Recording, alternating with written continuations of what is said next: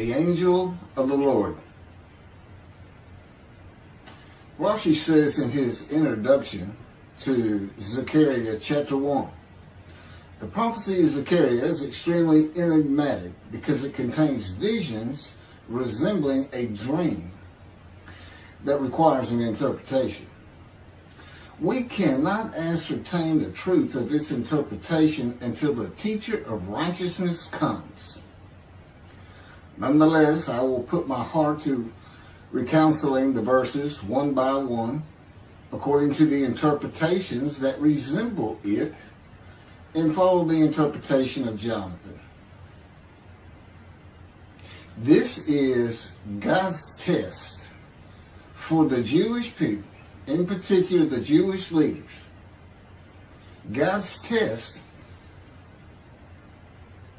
of who the descendant of David is. The man described in Isaiah 53, the teacher of righteousness. That's who Rashi, known as one of the first rabbis to say that Isaiah 53 described the people, the Jewish people, as the patriarch Israel. Then here he is in Zechariah saying, we got to have to know the truth of at least chapter 1 of Zechariah, to know its truth, because we can't do it. And no Jewish man, religious, academic, commentator, or otherwise, has ever had the answer to this. And yet this video is going to give it to you. Why? I'm a teacher of righteousness. This is Zechariah chapter 1, verses 7 through 12. That's the preamble that Rashi leads into before he starts his commentary. And this is in midrash form. That's where I take parts of a verse and interpret each in individual segments. Verse 7. On the 24th day of the 11th month of the second year of Darius, the month of Shabbat, this word of the Lord came to the prophet Zechariah, son of Berechiah, son of Edo. This word of the Lord. This verse continues with, in the night I had a vision, which is not a word of the Lord. The word of the Lord coming to Zechariah means the messenger of the words of God has come to Zechariah, who is the angel of God's presence, and the word of the Lord. Literally, that's his name. He has alighted upon Zechariah to bring a vision from God. Not a word, a vision. Verse 8. In the night I had a vision. I saw a man mounted on a bay horse standing among the myrtles in the deep, and behind him were bay, sorrel, and white horses. In the night I had a vision. There's a man on a horse standing in the myrtles. He is later referred to as the angel of the Lord, standing in the myrtles. The angel of the Lord alights upon and enters men, and my name, Hashem, is in him and can speak through the man. Zechariah has an angel with him who is his guide in the vision. The deep is like a valley Zechariah is looking down on, filled with myrtle trees, and then an open area below that is where the bay, sorrel, and white horses are. Verse 9. I asked, what are those, my Lord? And the angel who talked with me answered, I will let you know what they are. What are those, my Lord? Zechariah is not talking to the angel. That's an angel. It's not my Lord. Who answered, but who never lets him know what they are.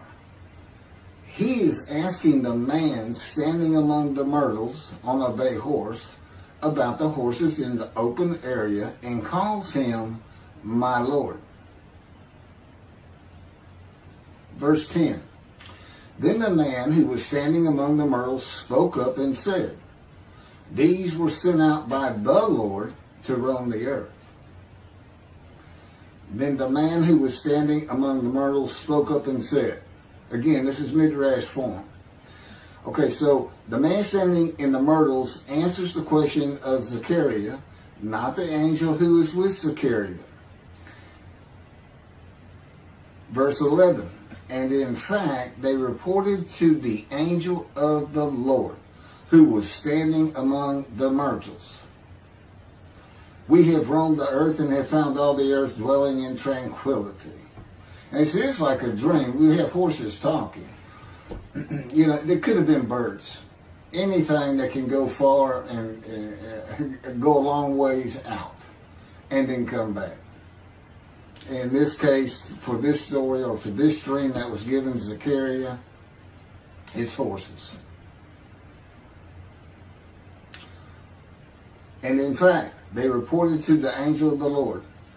They who reported are the horses who have gone to and fro throughout the earth, and they spoke the report to the angel of the Lord, who was standing among the myrtles. The angel of the Lord, who was standing among the myrtles, has alighted upon and entered the man standing amongst the myrtles. The angel of the Lord is using this man as his visible presence. You cannot see the angel of the Lord. Just as he once used a burning bush for his visible presence, and God spoke through him to Moses. Not just as his visible presence, he also used the man to say, these were sent out by the Lord to roam the earth. In other words, it sounded like the answer was coming from this man. But it's coming from the angel of the Lord, and God is in that angel, his presence. Because that's the angel of his presence. You can find that in Isaiah chapter 63. I don't recall the verse. I never see anything on the angel of his presence. Wherever God's presence is, the presence that enters the temple, I never hear any mention of the angel that has to be with him. Why? It's the angel of his presence, who is the angel of the Lord. I believe, and I'm not certain about this, but I've heard it at least one or two times, and that is Christianity believes the angel of the Lord is Jesus Christ.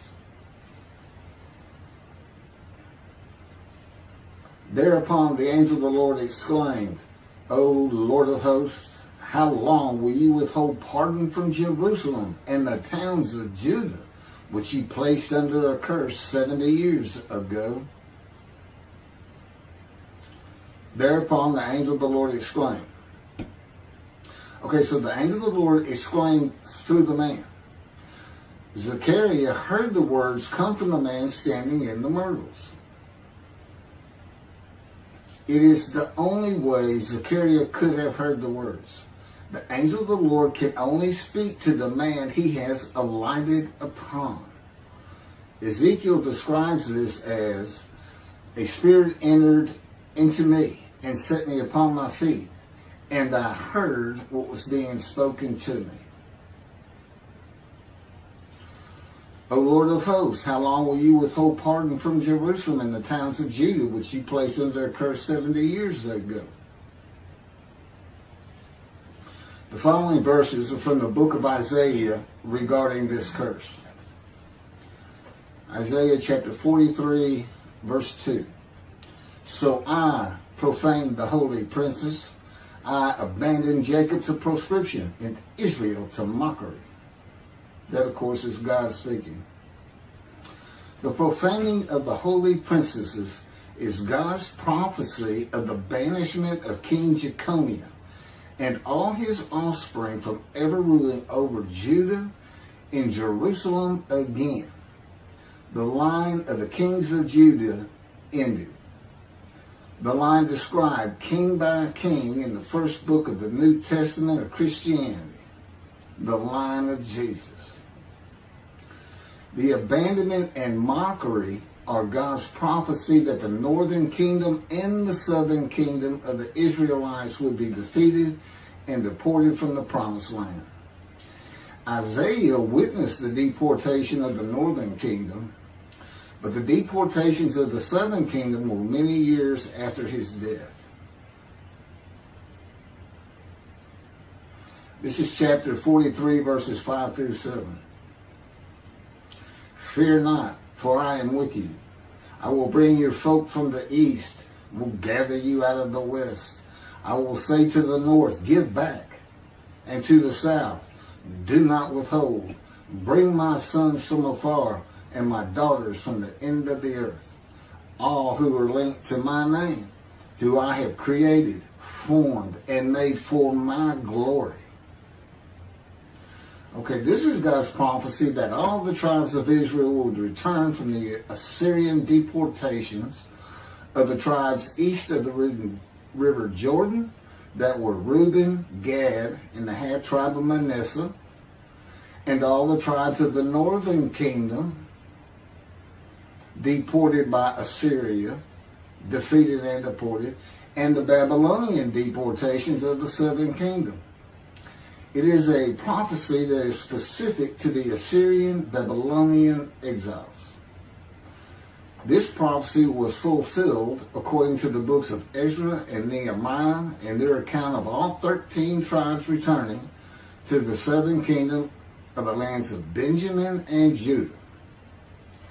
Jerusalem is within the lands of Benjamin, and his lands are considered part of the kingdom of Judah, since that is where the kings of Judah rule from. 10 tribes being lost and not returning is a myth. When the 7th month arrived, the Israelites being settled in their towns, the entire people assembled as one man in Jerusalem, as the man Israel, all of them. When the people Israel gather as one man, it is all 12 tribes who were allotted lots of the promised land, and the Levites. They did not receive a portion. They were allowed to go from lot to lot, tribe to tribe, and everybody was supposed to take care of them. The Levites, that would be Levi, the son of Levi, the priestly tribe without an allotment of the promised lands. Judahites and Benjaminites alone are not Israel, though all references to Israelites would include them. All of Israel had returned together to Jerusalem and Judah, mindful of the imported Gentiles in the northern kingdom, imported by the Assyrians, many of whom tried to stop the building of the second temple. This is why everybody returning, all 13 tribes, all went to Judah. The northern kingdom was occupied by Gentiles, I would assume Assyrians and Arabs.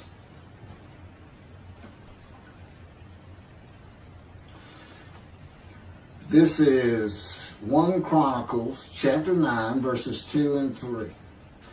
The first to settle in their towns on their property were Israelites, priests, Levites, and temple servants, while some of the Judahites and some of the Benjamites and some of the Ephraimites and Manassesites settled in Jerusalem. That would be Ephraim and Manasseh. Manasseh was such a large tribe, it had to be broken in. It was broken in two. Half of it set up, their allotment was east of the river Jordan by about where Edom would be. And well, that was the tribe of Gad. Not Edom, Gilead, where the Tishbite, Elijah, the Gentile, was an inhabitant. Ramoth Gilead. Manassites, Ephraimites, and Judahites were the tribes with the largest allotment of the lands of Abraham, and Jerusalem is in the lands of the Benjamites. Those are who just got mentioned. The 3 largest lot owners, okay, Benjamin, that's where Jerusalem is, he's important, and of course the priests, the Levites. So Ephraim and Manasseh were not lost tribes, as many believe from writings outside of the Bible. There never were lost tribes according to the Bible. Okay, so all 13 tribes returned and settled in new towns. The accounts of the deportations indicate there was not much left of the old towns. There is no account of how the new towns were settled, though it is unlikely it was based on prior ownership. The exile lasted too long for the deported owners to still be alive, and the tribes of the northern kingdom had to build new towns to live in. It also says the Levites settled in on their lands. So everybody had to pick and choose, and I'm sure the strong and wealthy got the best places, and again, many just settled in Jerusalem. Okay, this is Isaiah chapter 43, verse 14. Thus said the Lord, your Redeemer, the Holy One of Israel, for your sake I send to Babylon. I will bring down all her bars, and the Chaldeans shall raise their voice in lamentation. This is God's prophecy that Assyria would be conquered by the Babylonians, who were defeated by the Chaldeans. But they actually go back and forth and actually became somewhat intermingled, Chaldeans and Babylonians. And that he would raise up the Gentile anointed king Cyrus of Persia to conquer them, to clear the way for all the tribes to return. That's how he cleared the way to the desert or made rivers for them. Basically, he got Cyrus to release them. Chapter 43, verse 25. And I never hear anything about this. It is I who, for my own sake, wipe your transgressions away and remember your sins no more. Okay, this is God doing, and he says this, something new. I'm going to do something new for the Israelites. This story repeats with the new covenant that includes sin forgiveness of the Jewish people that arise with Elijah and the angel of the covenant after the exiles of the Roman dispersal return to the land of Israel in a time to come. That's from Jeremiah chapter 31. The Jewish people have returned from the Roman dispersal of them throughout the world, the diaspora, which means outside of the promised land, outside of Israel, to a land that lay desolate for more than 2,000 years until after the Holocaust, and they created the state of Israel in 1948. 70 years later, and that's funny too, because they talk about a curse of 70 years. That 70 years, I believe, just applies to the last of 3 deportations of Judah and the defeat by the Babylonians, because the northern kingdom had been defeated and deported long before that, and the first to be defeated and taken to the lands of Assyria was Gad, the half tribe of Manasseh, the lands east of the river Jordan. 70 years later, the land blooms again, and Jerusalem has been rebuilt as a great city, larger than it was in ancient times. According to God's words in Jeremiah 31, the time to come to deliver the new covenant with sin forgiveness is here. That's very important for the interpretation of at least chapter 1 of Zechariah. That means the angel of the covenant that you desire of Malachi 3 is on his way, followed by God and the messenger Elijah. And when God's third temple is built, he will return to it suddenly. This is the day of the Lord. That's Malachi chapter 3. Now, Zechariah is in Jerusalem, and the construction on the second temple is about to begin. Isaiah has written God's words of sin forgiveness, which would have removed the curse long before this, when they were returning, when the remnant of the 13 tribes was returning. And the angel of the Lord proclaims, O Lord of hosts, how long will you withhold pardon from Jerusalem and the towns of Judah, which you placed under a curse 70 years ago? Okay, this vision of Zechariah and the words of the angel of the Lord through the man standing in the myrtles regarding the curse 70 years ago is to make Zechariah think and try to understand why the angel of the Lord would say this. From his perspective, the curse was lifted. He was back in Jerusalem with all the tribes preparing to build the second temple. The vision is for Zechariah to find out how and when the curse was lifted. And that's important today, because this is the day of the Lord. The new covenant is here, and every single Jew throughout the world is forgiven of their sins right now. And that message has been given to me to be delivered. And it's not getting out there. It's just not getting out there. And that's what happened here. Because if you read Ezra and Nehemiah, it's clear they had no idea that their slates had been claimed. And sitting and continue, once you know that God has just said, okay, I'm not going to remember any of that. Let's all start fresh. I'm here with the covenant of friendship. Let's everybody start being observant Jews. Okay? Which would include going to Yom Kippur. Having a slate clean does not mean you have a lifetime now of sin forgiveness. The books of Ezra and Nehemiah reveal, this is how God had me write it down. This is from the book, Isaiah 53, in the day of the Lord, that was dictated to me.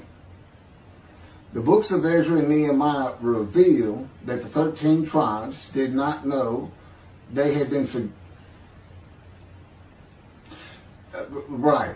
We had to wait for the teacher of righteousness to know. And this is another thing I never see in this Messianic era that is taught, that is coming, is that God is with the descendant of David as he was with Moses. I mean, just right there with him.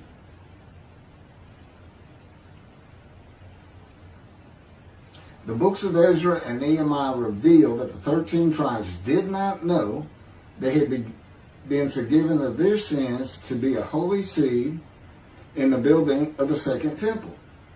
If people know they have been forgiven and have a clean slate from past transgressions against God and his laws, they are more likely to stop their sinful ways and abide by his laws in the future. The scroll of Isaiah needs to be found and interpreted by Zechariah and the religious leaders so they will know of God's forgiveness of their sins. God will be returning before the temple is built. That would be the third temple, to test the devotion of his righteous servant and make him suitable for his purpose, which might prosper. That includes the building of the third temple. This would begin when his spirit alights upon the anointed one, Mashiach. His presence with his righteous servant will be necessary for the temple to be rebuilt.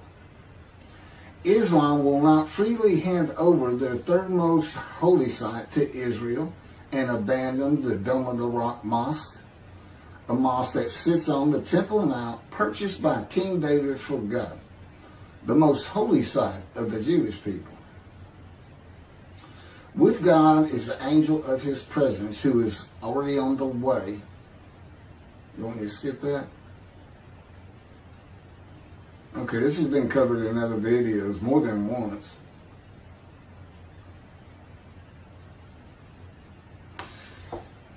The prophet like Moses will have other similarity to Moses beyond writing God's words at his command and direction. As this was written, at God's command and direction, I typed those words. To the greatest degree possible for any human being, Moshe's identity and existence became one with the Creator. Now that's who you're looking for when you say the prophet like Moses. It's not Joshua. I've heard that one, which is, it says right there on that page, there's never been another prophet like Moses. Well, his attendant Joshua standing right there, if that's, anyway. Moshe's identity and existence became one with the Creator. I don't think you can say that of Joshua. I don't think you can say that of any man until the Spirit of God alights upon him in chapter 11 of Isaiah. He surrendered himself to God to the extent that our sages say the Shekinah, divine presence, which is the angel of his presence, who is the Holy Spirit. He's an angel, and his body is not human form with wings. His body is the Spirit of God. Wherever God is, his Spirit is. Wherever his presence is, the angel of his presence is. They're always together. So when they alight upon a man and say, okay, we have tasks for you, that man immediately becomes a man in divine beings. And that's the Shekinah. That's the Spirit of God and the presence of God entering into the temple, which would include the angel of his presence. The Shekinah spoke through Moshe's throat. As I have mentioned, God can speak through me. You're only going to know it, just like with the man standing in the myrtles, by the words that are spoken. Okay? Because it's my voice. But it's not me. You know, I can tell the difference. You can't, other than those would be how God would state it. And you can, if you watch closely, you can see it happen in all these videos. I mean, for the most part. Where God just, you know, he just throws out a sentence or two. And I just keep going, you know. I let him get done and I just pick up from there. We've been working on this for over 13 years. That's from the Zohar, Volume 3, page 232A. And then it says, i.e., he was God's veritable mouthpiece on this earth. That's from the Sefer Hashikos 5749, Volume 1, page 290, and a footnote. The prophet, like Moses, will also have the answer to these questions. Quote, the great Jewish philosophers try to understand the question of how Moses heard God literally. Some insisting that God spoke actual words and Moses heard them with his ears, while others suggest that God's speech was communicated silently to Moses' intellect and only uttered in sound by Moses himself. Maimonides, Rambam, even as he affirmed the communication between God and Moses as a fundamental Jewish belief, ultimately conceded the mysteriousness of that process. The entire Torah reached Moses from God in a manner which is figuratively described as speech, but no one has ever known how that took place except Moses himself, whom that speech reached. That's commentary on the Mishnah, Sanhedrin, chapter 1. Well, I have the answers, and I've been telling you the answers. God is in his Spirit. Spirit enters into you because we find it in Ezekiel. There's where God tells you. God was telling Ezekiel, Ezekiel, get up on your feet. Ezekiel says, at that very moment, a spirit entered into me and I could hear the words of God. There it is. When he enters him. Now, he's not hearing that through his ears. There's the first question answered. It's not to your ears.